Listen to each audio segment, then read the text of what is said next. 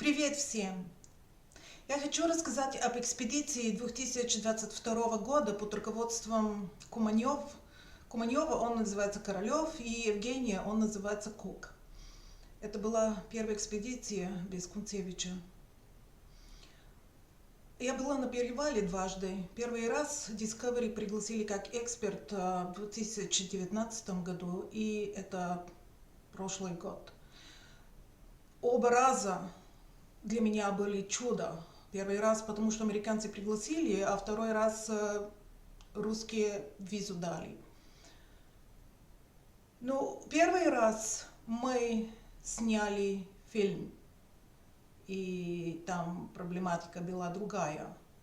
Только второй для меня раз была настоящая экспедиция, но я вообще не знала, что ожидать. Между двумя экспедициями мой соавтор Игорь Павлов умер. 45 дней спустя Юрий Кунцевич кончился. Потом я издала книгу на 4 языках. Почему я все это вам рассказываю? Чтобы объяснить, в каком сети разума я была, когда я пошла на перевале. Я вообще не знала, что ожидать, никому не знала. Хотела, чтобы встретить людьми, с которыми я продолжаю работать и говорить, после всех, которые я знала, ушли с жизни. Ну, я была совсем не подготовлена. Не могла поместиться в рюкзак. После Евгений дал мою часть провизии.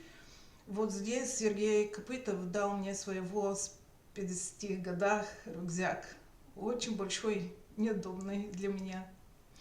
После на вокзале Коскин мне в сторону сказал: в экспедиции много разных людей, будьте внимательны. Я тогда сразу вспоминала Грэм Филлипса и вспомнила, как он покидал экспедицию, стала боялась Шамиля. А потом мы так полюбились. Ну вот, например, однажды утром я спала на улице, потому что палатка у нас в кухне была на равном месте этот ночь. И на утро я что-то разбудило меня, я не проснувшийся, я сказала: ну, Шамиль, ну помой зубы. А потом это оказалось, что собака лизала мне лицо. Ну вот так мы сблизились все с этой экспедицией. Ну, по существу сейчас. По нашей с Игоря теории, палатка дятловцев была в районе Кедра, и дерево упало возле них. Это убило. Некоторые пошли вверх, чтобы искать помощь. Когда мы подошли к Кедру, я стала искать упавшее дерево, и Шура Алексенков показал мне это дерево. На фото это не Шура, это Олег Таймен, но фото дерева хорошее. Шура написал в своем дневнике 12 ноября 2016 года. Утром хорошая погода. Вывороте Кедра, смотри фото Якименко 63 года, буквально в 5 метрах от костра. Даже в настоящее время вполне себе сохранился и возвышается над землей.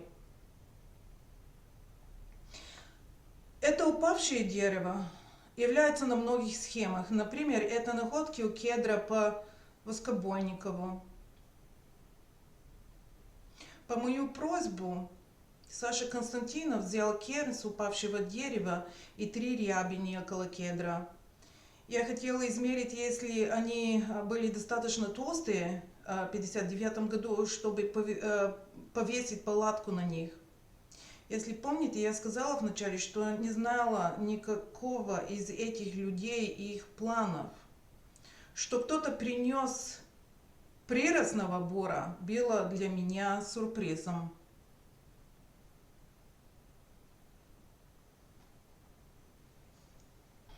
После экспедиции я связалась с доцентом Момчил Панайотов, заведующий кафедрой дендрологии Университета лесного хозяйства в Софии. Он тоже возглавляет болгарскую ассоциацию фристайла экстремального лыжного спорта. Он эксперт по лавинной безопасности. Я узнала от него следующее. Уральский регион, вообще регион России и особенно в сторону Сибири важен в дендрохронологии, потому что имеет концентрацию старых сохраняющихся деревьев. Деревья там вообще неплохо сохраняют температурный сигнал летом, то есть как температура менялась в протяжении веков, и эти деревья являются одними из деревьев, которые используются для изучения климата в целом и в прошлые века. Потому что сейчас в контексте изменения климата очень важно знать, как это было сотни, иногда тысячи лет назад.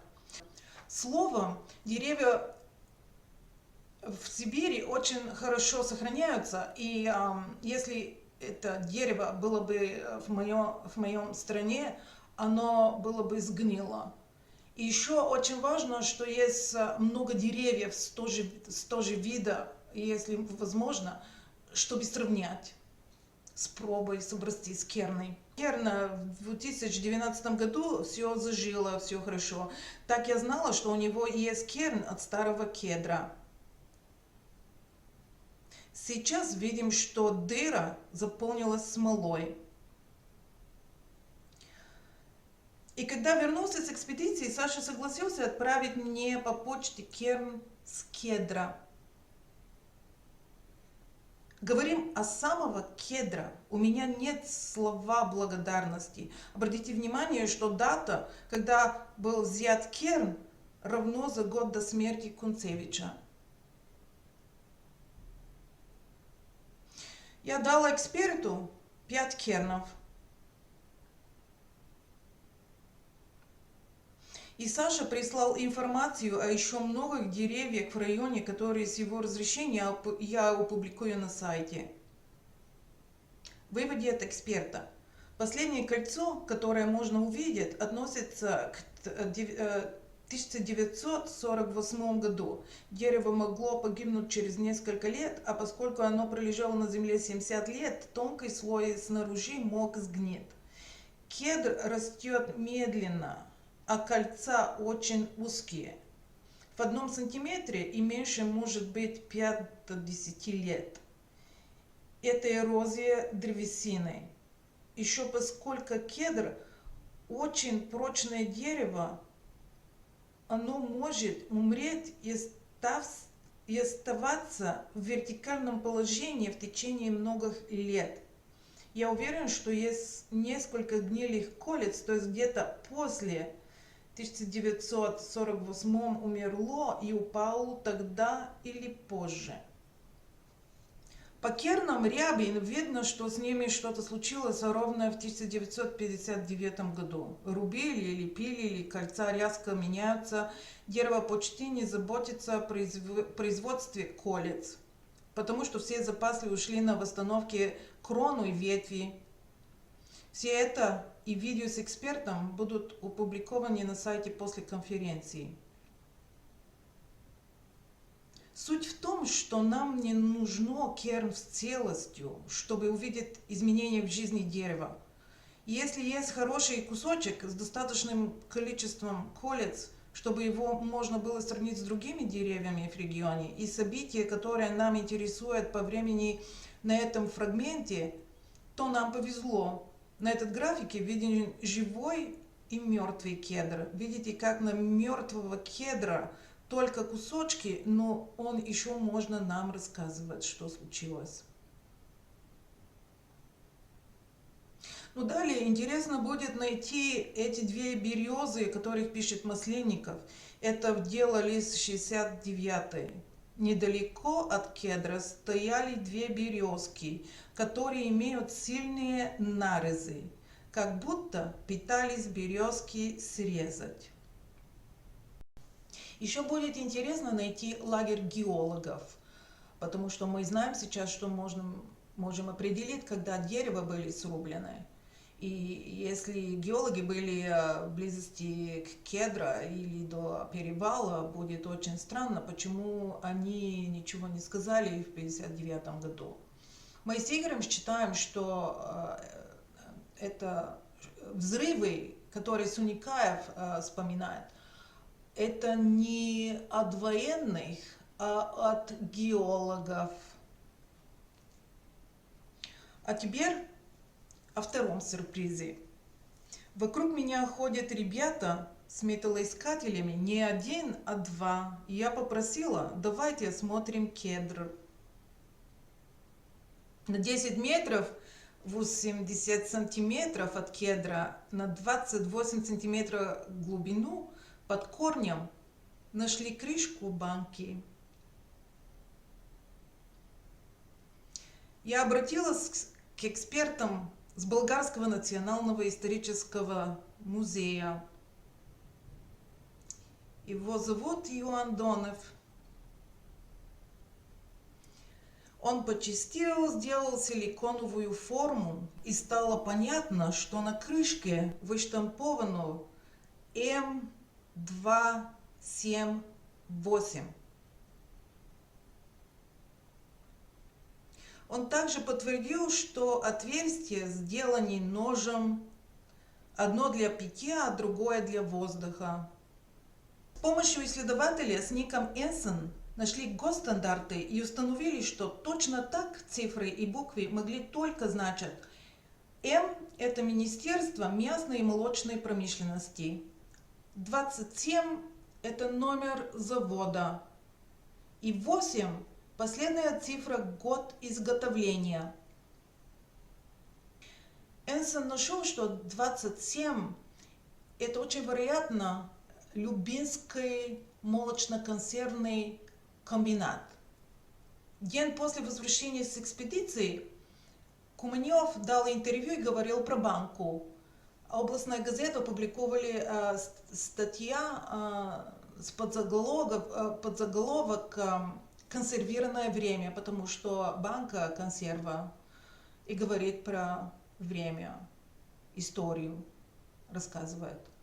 И у меня такая идея появилась, чтобы спросить журналистка, кто написала эту статью, Екатерина Хужетелева, написать Любинского комбината и спросить, могут ли они сказать что-то про банки, сказать, какой год они сделали ее. Я думала, что будет более вероятно, что комбинат им ответит. Это она и сделала, и получила письмо от главного директора комбината, где говорится, что это ихняя консервная банка от сливки, сгущенные с сахаром, и вот это все. Я взяла контакт с Екатериной и написала, когда не был никакой ответ, я позвонила, они мне сказали, что женщина, с которой журналистка писалась, она уже не работает в комбинате, потому что она заболела и никого не читает ее почту. И я отправила мои идеи к начальнику, но это было 2 месяца назад. Вот я сейчас покажу вам мои идеи. Я как дизайнер, мои идеи по шрифту. Другие комбинаты пользовали для штамповки буква М посередине до самого низа. На банке Любинского комбината М только до середины. Вот посмотрите на другие банки. А вот штамповка Любинского комбината. У Любинского комбината 8 перевернута вертикально. Это специалист заметил. Даже думал, что штамповка перевернута. Это хорошо видно на это фото.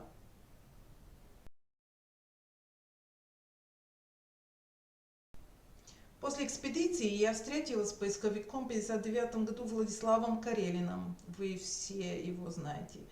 Я показала ему банку, объяснила, где найдена, и спросила, может ли она быть оставлена поисковиком. Карелин очень рациональный человек. Он не вдавался в подробности того, насколько они уважали жизнь и в какое горе это время опровергало обнаружение тела их друзей и коллег. Он просто объяснил, что банка не могла быть оставлена поисковиками, потому что дисциплина приготовления и употребления пищи была очень строгой. Им давали завтрак, они работали весь день, а потом возвращались к обеду. Никто, кроме дежурного, не имел доступа с припасом, а с провизией в экспедиции, организованной на высшем уровне, не поспоришь. Еще один аргумент. Если кто-то с ума сошел и украл банку сгущенки, он не бы был сосал эту банку под кедра, где все ищут тела, потому что кедр был в центре поисков. Шура Алексенков нашел сгущенку с лагеря поисковика. Она с Вруческого молочного консервного комбината, который открыл двери в 1949 году. И по ГОСТу эта банка может быть в 57-м, 67-м или 77-м году. Диаметр крышки на эту банку 15 сантиметров. Это в 2 раза больше, чем крышки сгущенки, которую мы нашли у кедра. Срок давности сгущенки 1 год. Шура сказал, что банка была в смазке, а Энсон, что это уже точно военная. Для гражданской и столовых никто не мазать не стал, ее быстро использовали. Также нет никакого смысла обмазывать и по сроке хранения в 1 год. Да и закладывать всего на год в госрезерв это глупо. Суть в том, что у туристов были консервные банки меньшего размера. Здесь написан вес 400 грамм. Сгущенка группы Дятлова надо быть сделана в 1958 году, а у Чернищева, которого лагерь уже был в сторону кедра, поисковики вообще сгущенки могут быть и в 1958 году. Но банки, которые я вам показала, с большого сгущенка, Шура нашел на другой стороне горы, где находился зимний лагерь поисковиков.